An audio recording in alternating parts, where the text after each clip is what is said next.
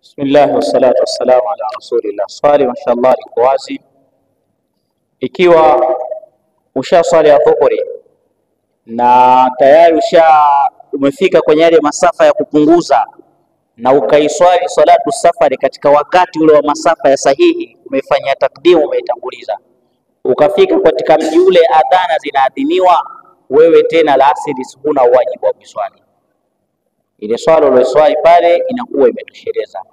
Kwa hiyo pale unaendelea kama unapumzika, unafanya mambo mengine, wajibu wako wewe tayari ushaondoka, kwa sababu ushaingia katika safari. Allahu a'lam.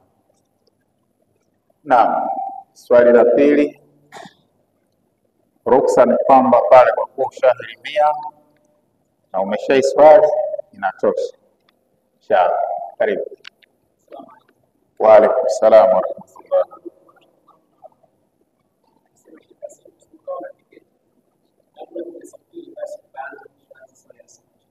Naam.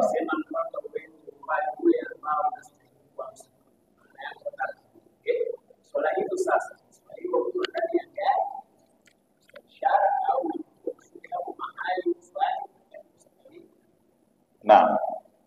Ndugu yetu anauliza, anasema mimi ikiwa ni msafiri, je, utaratibu wa hizi swala unaweza ukaswali ukiwa ndani ya gari au unatakiwa ushuke ndio uweze kuendelea na hiyo swala? Karibu. Ukiwa uko ndani ya gari na nimenuia kupunguza,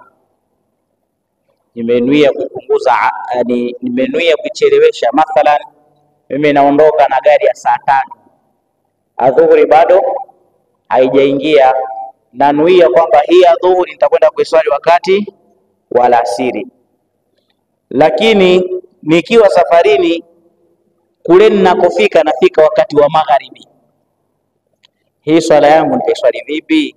Je, nishuke au niswali ndani ya gari? Jawabu ni kwamba utakapokuwa ndani ya gari, umefika ule wakati wa alasiri, gari haijasimama, haijafanya chochote, pale pale ndani ya gari unaswali, kwa sababu kwamba usiposwali pale mpaka lijifike kule unakofika, tayari ushaingia wakati wa magharibi, basi na ushanuia kuzikusanya pale pale ulipokuwa, unaruhusiwa kuswali. Una udhu kwa kuongezea, waruhusiwa kutayammamu, na popote ambapo gari itakuwa imeelekea, basi utachukua ruksa ya Mwenyezi Mungu, fa aina ma tuwallu fa thamma wajhullah. Popote mtakapoelekea basi utaruhusiwa, japo atakayofanya jitihadi ya kukitafuta kibla, uangalie nje na huku gari inaelekea wapi, kibla kikoje. Ukishindwa basi kwa utakapoelekea waruhusiwa kuswali pale pale ukiwa umekaa, swali sala yako kwenye siti kama vile anaposwali mtu akiwa amekaa kwenye kiti. Allahu a'lam. Naam, inshallah. Maswali yako mengi. Shekhe, utasamehe na tuendelee, usituchoke. Maswali haya hata yakifika 10 leo, maana naona mada hii, ndio maana mwanzo ukasema hii mada iko vizuri. Karibu.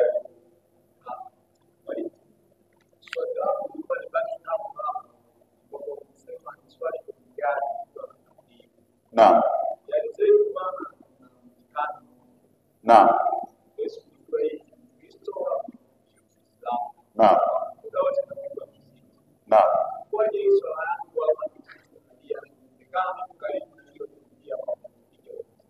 Naam.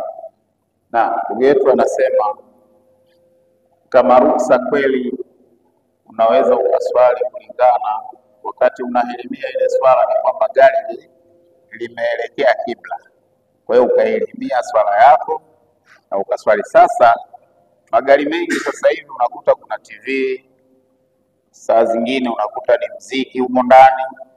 Sasa je, mimi sasa nitaswali vipi wakati ikitokea hiyo hali? Je, naweza kuswali kwenye gari la design hiyo? Sheria haikatazi kuswali sehemu ambapo kuna mziki, bali ulama da'wa, najua kuna ulama sharai ambao wamestaki sana katika sheria, lakini kuna ulama ambao wao wametakhasasa katika da'wa, wanasema sehemu kama hii yenye minkarati kama hii, kabla ya wewe kufanya maarufu, kabla ya kutekea chochote, kwanza ufanye da'wa. Uende kwa dereva, zungumza naye umuhimu wa swala, fadhila za swala, madhara ya kuiacha swala. Ongea na konda umuhimu wa swala, kwa ajili ya umuhimu huu mimi nataka ni swali, kwa na nyinyi pia sasa utakuwa mswali, na umziki pia utupunguzie. Kwa hiyo ufanye jitihada hiyo, lakini wakikataa, wewe waruhusiwa kuswali. Ni wewe kuangalia tawajuhi yako na nadhari yako iwepo ndani ya swala yako. Wallahu a'lam. Naam, inshallah nafikiri tutaendelea, ila kuna swali limeulizwa hapa. Wenzetu hawa wako nje, lakini kwa kuwa tuwatumia maiki nao pia wanasikiliza huko waliko, sababu najua watu ishtighali mbalimbali hazikosekani. Inawezekana mtu ana duka lake kaenda, lakini anasikiliza. Sasa ndugu zetu, maana wameandika sisi, hakusema mimi, na maana wako wengi. Nasema assalamu alaikum wa rahmatullahi wa barakatuh. Sisi tupo nje huku, ila tunawapata vizuri darasa zenu. Swali langu ni kuhusu swala ya mwenye kukaa katika kiti. Yule ambaye ameruhusiwa kuswalia kwenye kiti, je, anakaa mtu huyu? Lakini je, ukaaji wa vile viti vinakaaje? Yani kwenye safu, ili aonekane tukisema istawu sufufakum, kwamba nyosheni safu zenu, vile viti vinakaaje? Anataka kueleweshwa hapo. Na je, anasema na kama itatokea masharti hayo yakawa anasema maana kuna nguzo anazoweza yeye kuzitekeleza. Ikiwa kuna nguzo anaweza kuzitekeleza akiwa amesimama. Sasa huku alipoongezea naona kama katoa maelezo, lakini tusimamie kwenye nukta kwamba ni yapi masharti ya aliyeruhusiwa kuswalia kwenye kiti. Yani swali tulitengeneze hivi sasa, yapi masharti ya mwenye kuswalia, aliyeruhusiwa kuswalia kwenye kiti? Na kuhusu hivi viti ukaaji, hili nafikiri tutakuja kuliweka vizuri, kwa sababu yeye yuko nje. Hata tukisema hapa itaonekana kwanza yeye yuko nje. Kwa hiyo tutakuja kuweka vizuri namna ya viti vinavyotakiwa kukaa, ili naye ahesabike kwamba yuko kwenye safu, amenyooka na ile safu. Karibu. Kuswali kwenye kiti, sheria imemwekea wazi. Kisimamo katika swala ni nguzo. Kusimama katika swala ni nini? Ni nguzo. Na kila mmoja atakiwa afanye jitihada ya kukamilisha nguzo zote za swala ambazo ziko 14. Na ikitokea mtu kashindwa kutekeleza nguzo hiyo, basi sheria ikamruhusu ailete kadiri awezavyo.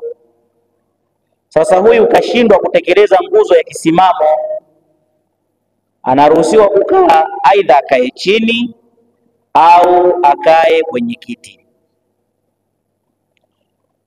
Kwa hiyo ikiwa labda mushkili wake uko kwenye kusujudu au kukaa tahiyatu, yapendeza kwenye kisimamo naye asimame. Kwenye kurukua rukuu, ikifika kwenye kusujudu kwa kuwa ndo mgongo na tabu labda au miguu ina chuma, hapo akae asujudu akiwa kakaa, akae tashahudi akiwa kakaa. Sawa Na wakati huo kakaa, ikiwa hawezi hata kusimama na anaswali kwa kukaa moja kwa moja, basi rukuu yake itofautiane na sijida yake. Vile alivyokuwa kakaa kwenye kiti, ye mwenyewe ajitofautishe kwamba hapa nimerukuu na hapa nimefanyaje, hapa nimesujudu. Kwa hiyo anapokuwa yeye ana rukuu, ikiwa kwenye kurukuu kaishia hapa, basi kwenye sijida atakiwa ashuke zaidi, ili papatikane farka tofauti ya kurukuu na sijida akiwa amekaa. Ama uwekaji wa kiti kwenye safu, miguu ya kiti kama vile kilivyokaa kile kiti pale, kinawekwa kari kwenye ncha za vidole, sababu yeye uko haoni, lakini sisi hapa ndo tunaona. Sheikh, sogeza kile kiti kidogo. Sheikh huyo hapa, kiweke hapa. Imamu anasema kwamba tugusishe miguu yetu, vidole vyetu vinagusa na wapi? Kwenye huu mstari. Kwa vidole vikigusa kwenye huu mstari, ili huyu kwenye kiti awe kwenye mstari, basi yatakiwa hii miguu ya nyuma ndio iguse kwenye mstari wa mbele. Kisogeze mbele hicho vidole hapo. Sasa huyu ndio anakuwa yuko sawa na nini? Yuko sawa na safu, kwa sababu akiwa yuko kwenye kiti, kiti ndio kinakuwa kwenye safu, sio yeye tena. Kwa hiyo kiti kiwa kwenye safu, kinahitajika hii miguu, basi vidole vyetu au nyayo wangu ukiwa mna nani, ndio sawa kusanisha vidole, ndio vinagusana na pale, huyu ndiye anakuwa kwenye swala.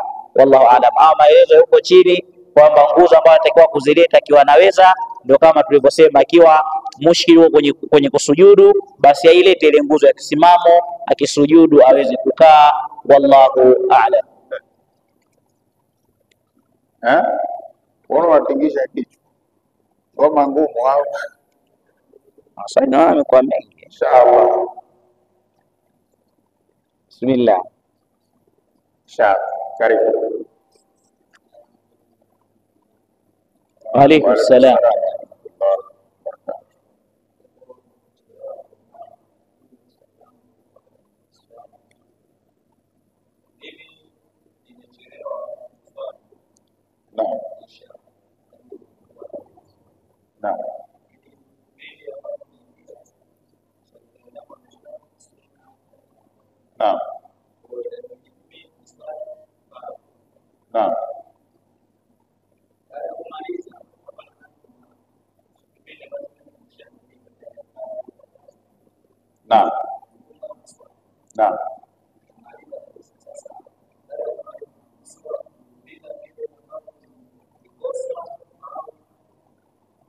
Naam, ndugu yetu anauliza, anasema yeye amechelewa kidogo kuingia msikitini, na wakati anaingia tayari swala ya tarawehi imeanza, lakini kwa kuwa tarawehi ni sunna, imembidi aswali swala ya faradhi, swala ya isha kwanza. Sasa inawezekana amekosa rakaa 4 au 6 za tarawehi, lakini baada ya kumaliza swala ya isha ikabidi aungane na wenzake wanaoswali tarawehi. Akiwa amekosa rakaa 6, kwa maana hiyo atakuwa ameswali rakaa 14.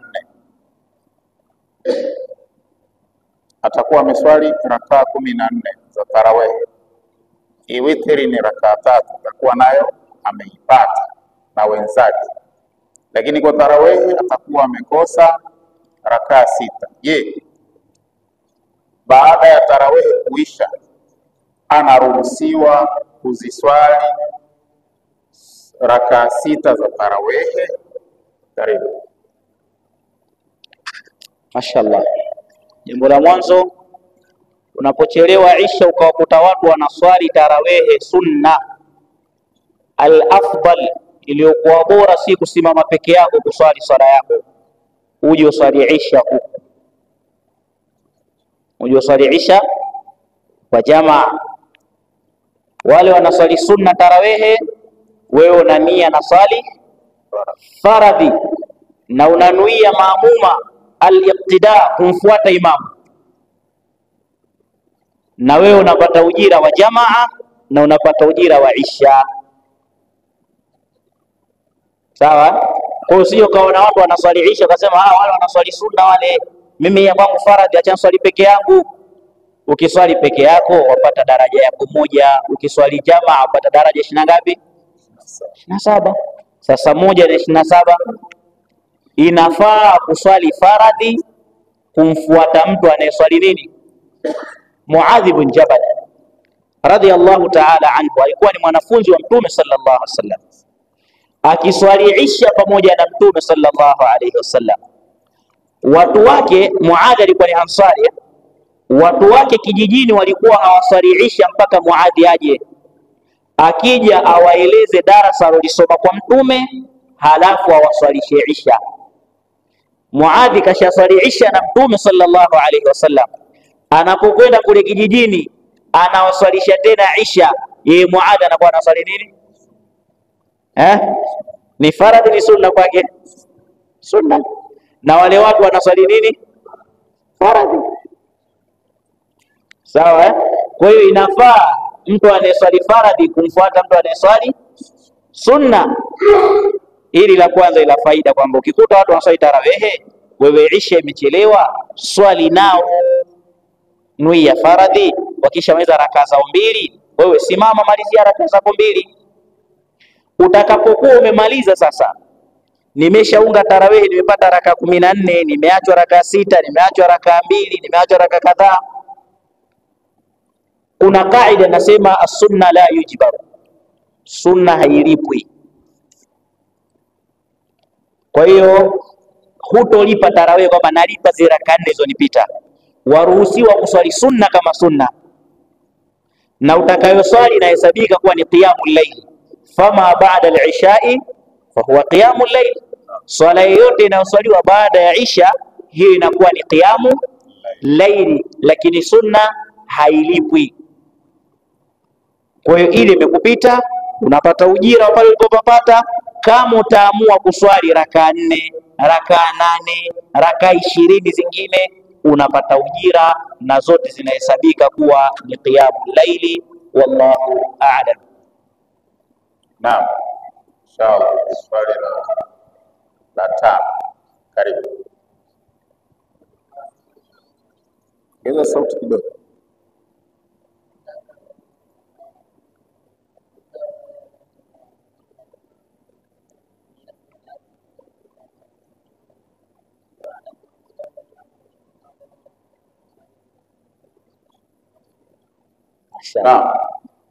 Ndugu yetu anauliza, anasema mimi ni msafiri, natoka hapa Handeni naelekea Singida.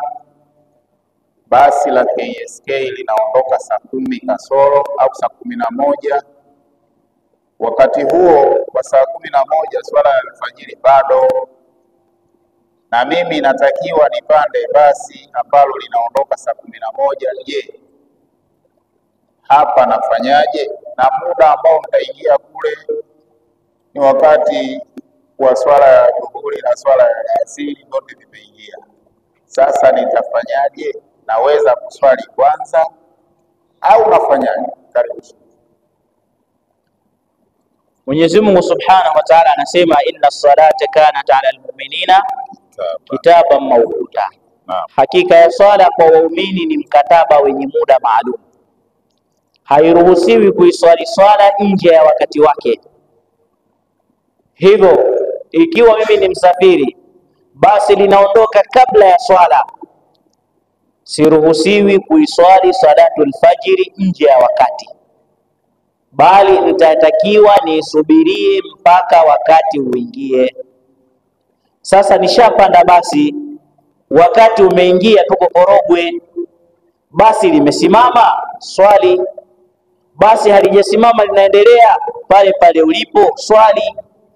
Nimesinzia, udhu kanitoka, na basi halijasimama, nisije kutawadha, pale pale ulipo, tayammamu, ibahatu lisala, swali hapo hapo ulipo, na swala yako inakuwa imesihi. Allahu a'lam. Naam, shukrani. Sheikh anyosha muda mrefu sana. Naam, karibu.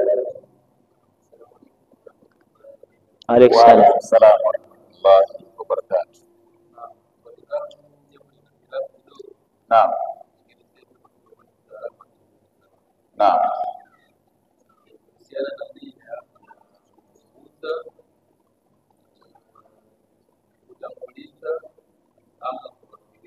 Naam. Naam. Naam.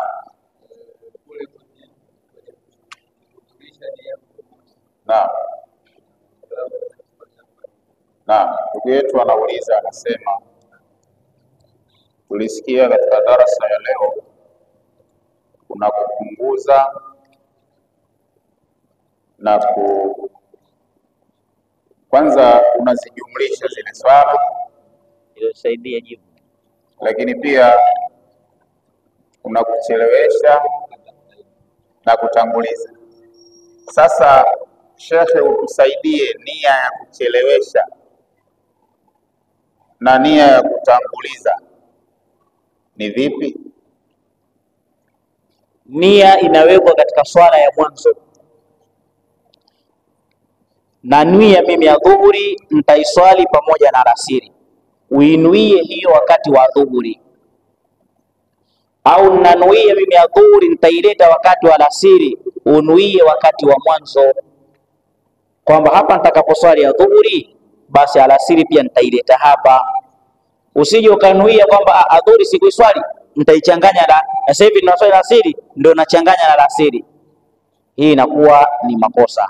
Nia ya jamu taqdim au taakhir inaletwa katika ile swala ya mwanzo. Kwa hiyo ikiwa ni ya magharibi wataka kuichanganya na isha, basi hapa kwenye magharibi ndio unaweka nia kwamba magharibi hii aidha nitaiswali taakhiri na isha, au isha nitaileta hapa kwenye magharibi. Wallahu a'lam. Au atoe na manuizi yake kabisa, uswali faradhi salati dhuhuri jamu takdim ma al-qasr, ndio hapo shamaliza inshallah. Naam, sasa wanaorudia, nilikuwa naomba kidogo, kuna wenzetu ambao hawajapata kabisa nafasi, tutarudia, tutamuomba shekhe leo hapa bwana, wanasema tunapata faida sana. Naam, karibu. Alaykum salaam. Wa alaykum salaam wa rahmatullah. Naam. Naam. Naam. Naam.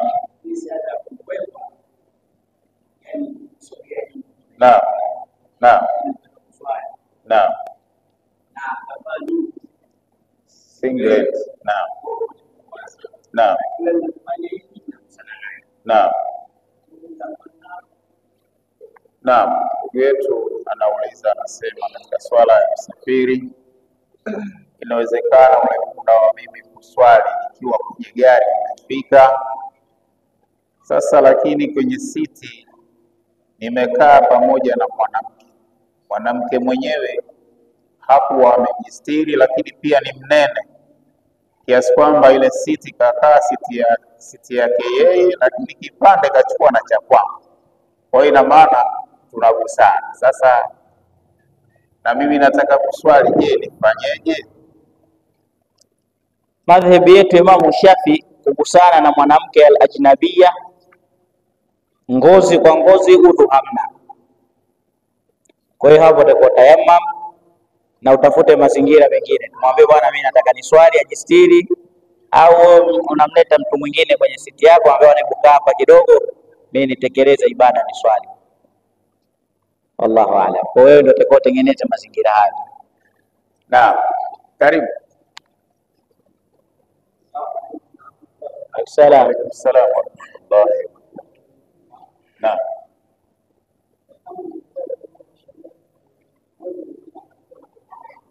Naam.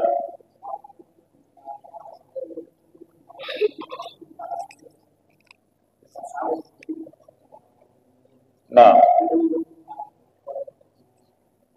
Naam. Ndugu yetu anasema, mimi mwaka jana mfano nilifunga, lakini kuna siku moja nilifungua kwa ajili nilikuwa na udhuru wa kisheria,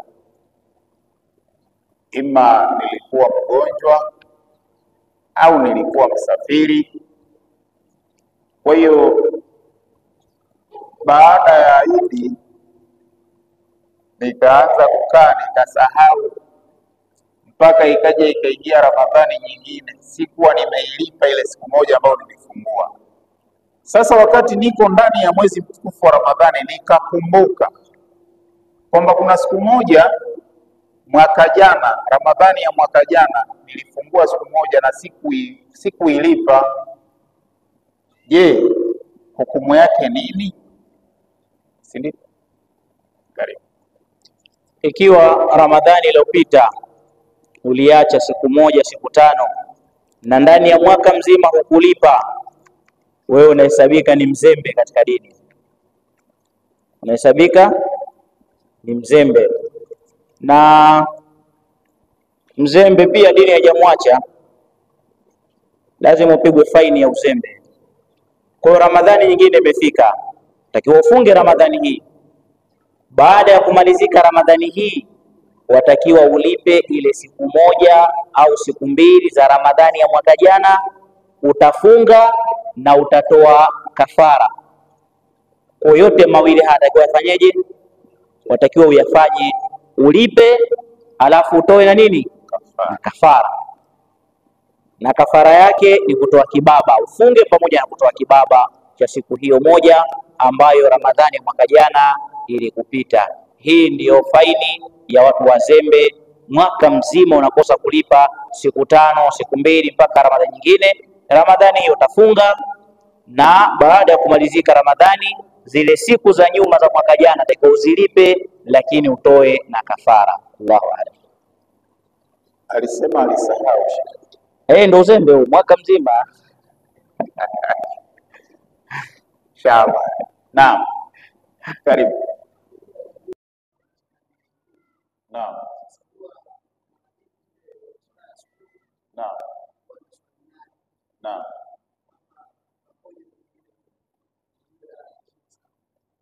Naam, ndugu yetu anauliza, anasema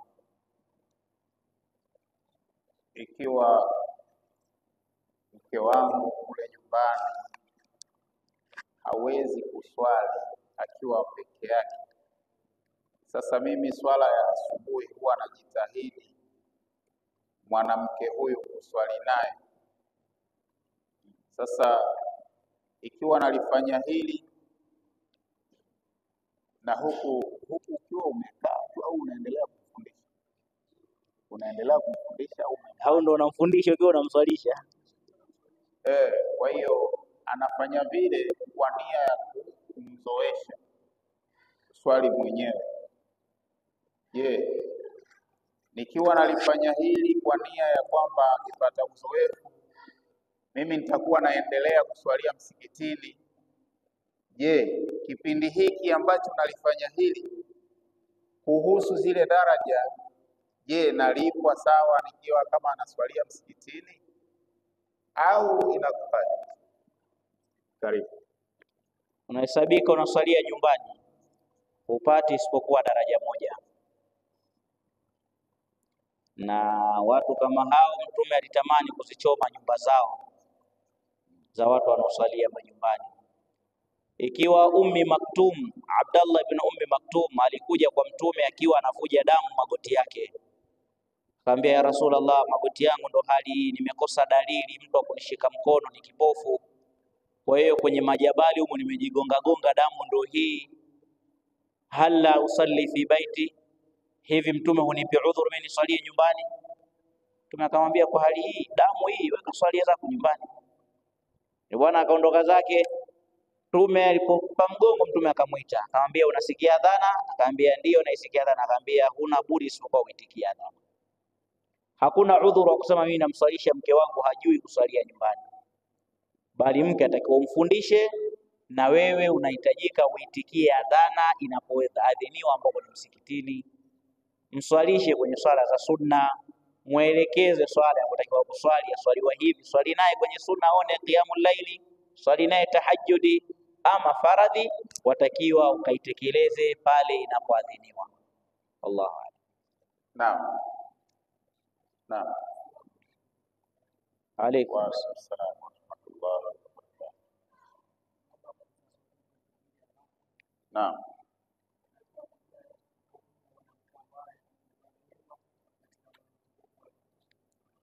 Hebu rudia kidogo, ongeza sauti.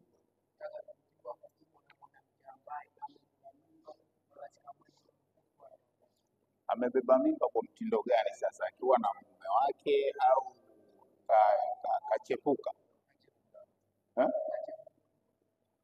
yani mchepuko. Na maswali mengi lakini inshallah anasema ndani ya mwezi mtukufu wa Ramadhani hawa wameibana mpaka ikatokea ujauzito. Ndio hivyo, yani wamechepuka mpaka ikatokea ujauzito.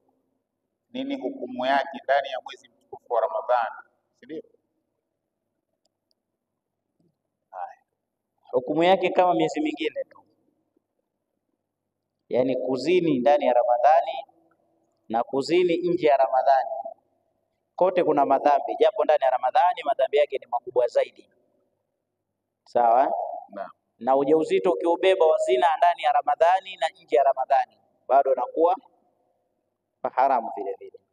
Allahu a'lam. Japo ndani ya Ramadhani kazini mpaka ujauzito unakuwa ni kubaya zaidi. Naam. Sasa wewe kwa sababu uko kwenye mitambo, mimi nitoe swali la upendeleo kwa mwanafunzi wetu kutoka Masagalu. Masagalu wanayekujua jamani ni mbali sana. Sasa ana hamu ya kuuliza swali lakini dogo anazidiwa. Sasa nimpe upendeleo wa hili swali kabla ya huyu mwanafunzi kutoka pale Arusha haja. Sasa naona yuko kwenye mitambo. Inshallah, karibu. Salamu alaykum wa barakatuh.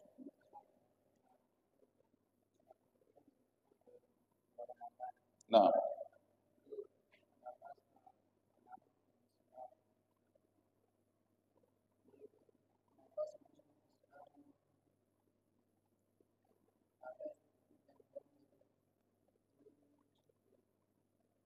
Aweze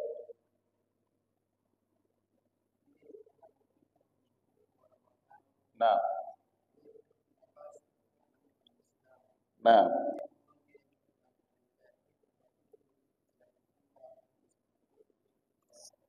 Mashaallah, swali zuri, na hili linawasumbua watu wengi sana, kwa sababu kipengele hiki wengi huwa wanaingia kwenye mkumbo wa kuyatekeleza haya, akiwa anahofia kwamba akifungua siku 4 nitakuja kuzirudia au kurejesha nje ya mwezi mtukufu wa Ramadhani. Kwa hiyo anapata uvivu. Sasa ndugu yetu anauliza, anasema, je, inafaa mwanamke kumeza vidonge ili kuzuia period?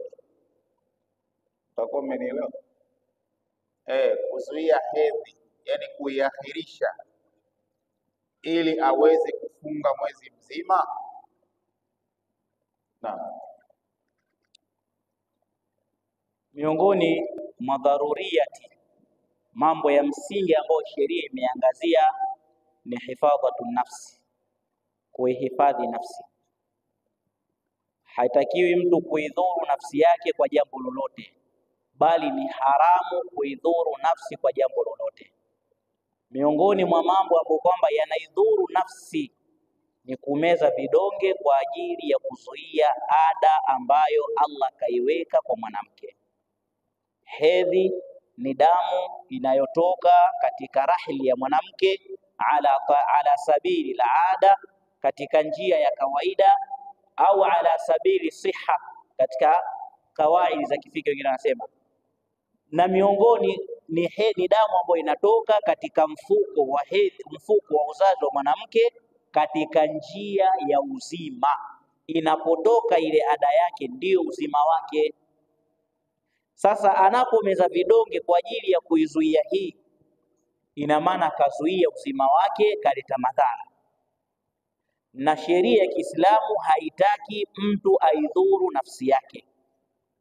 Kwa hiyo kule kuidhuru nafsi ni haramu. Hili jambo la kwanza. Anapomeza vidonge kwa ajili ya kuzuia ada ya Mwenyezi Mungu ambayo kaiweka kwa mwanamke itoke kila mwezi, basi huyu anapata madhara. Anapata nini? Anapata madhara. Kwa hiyo haifai mtu kujisababishia nini? Madhara. Hili jambo la kwanza, ni haramu kujisababishia madhara. Jambo la pili, haifai kuzuia jambo la ruksa la mwenye